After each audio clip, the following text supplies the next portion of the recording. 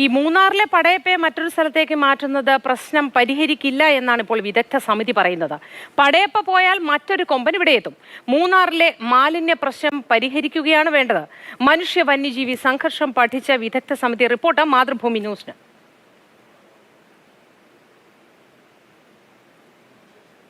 വിവരങ്ങളുമായി ജെയിനിസ് രാജു ചേരുന്നു. ജെയിൻ, വിദഗ്ധ സമിതി റിപ്പോർട്ടിൽ എന്തൊക്കെ കാര്യങ്ങളാണ് പറയുന്നത്? എന്തൊക്കെ നിർദ്ദേശങ്ങളാണ് നൽകുന്നത് ഇതിന്റെ ഒരു ശാശ്വത പരിഹാരം എന്നോണം?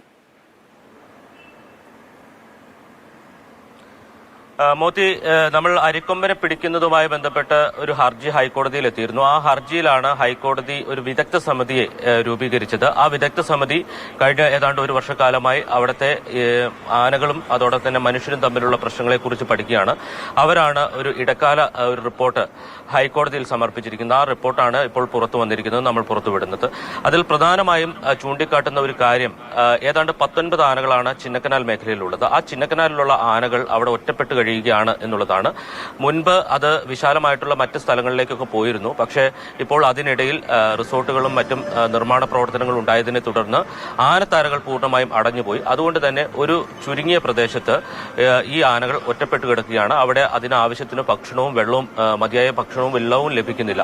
അതുകൊണ്ട് ഈ പ്രദേശങ്ങൾ മറികടന്ന് മുന്നോട്ട് പോകാൻ ശ്രമിക്കുകയും അത് ആളുകളുടെ, കർഷകരുടെ സ്ഥലത്തേക്ക് എത്തി ഭക്ഷണത്തിനും മറ്റുമായി പ്രശ്നങ്ങൾ ഉണ്ടാക്കുകയും അല്ലെങ്കിൽ റേഷൻ കടകൾ ആക്രമിക്കുകയും ഒക്കെ ചെയ്യുന്നതിന് കാരണം ഈ ഒറ്റപ്പെട്ട് കിടക്കുന്നതാണ് എന്നുള്ളതാണ് വിദഗ്ധ സമിതിയുടെ ഒരു കണ്ടെത്തൽ.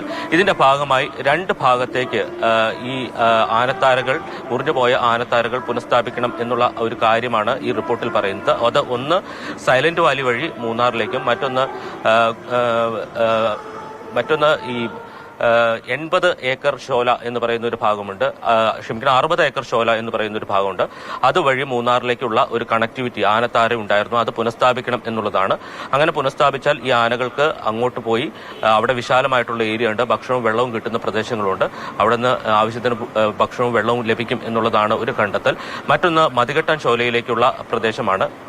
301 കോളനി ഉൾപ്പെടെ 301 കോളനിയും 80 ഏക്കറും ഒരു പ്രധാന തടസ്സമായി അവിടെ നിൽക്കുന്നു എന്നുള്ളതാണ് ഈ വിദഗ്ധ സമിതിയുടെ കണ്ടെത്തൽ.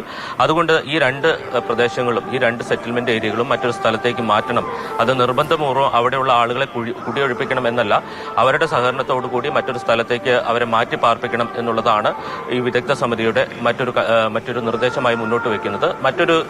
മറ്റ് പല നിർദ്ദേശങ്ങളുമുണ്ട്. റേഷൻ കടകൾക്ക് ഫെൻസിംഗ് ഏർപ്പെടുത്തുക, പകൽ സമയത്ത് മാത്രം റേഷനരി നൽകുക, രാത്രികാലങ്ങളിൽ ഇടറോഡുകളിലൂടെയുള്ള വിനോദസഞ്ചാരം നിരോധിക്കുക എന്നതടക്കമുള്ള പല നിർദ്ദേശങ്ങളുമുണ്ട്. പടയപ്പയുമായി ബന്ധപ്പെട്ട ഒരു പ്രശ്നം, നിരവധി നിർദ്ദേശങ്ങളുണ്ട് ഈ പുതിയ റിപ്പോർട്ടിൽ.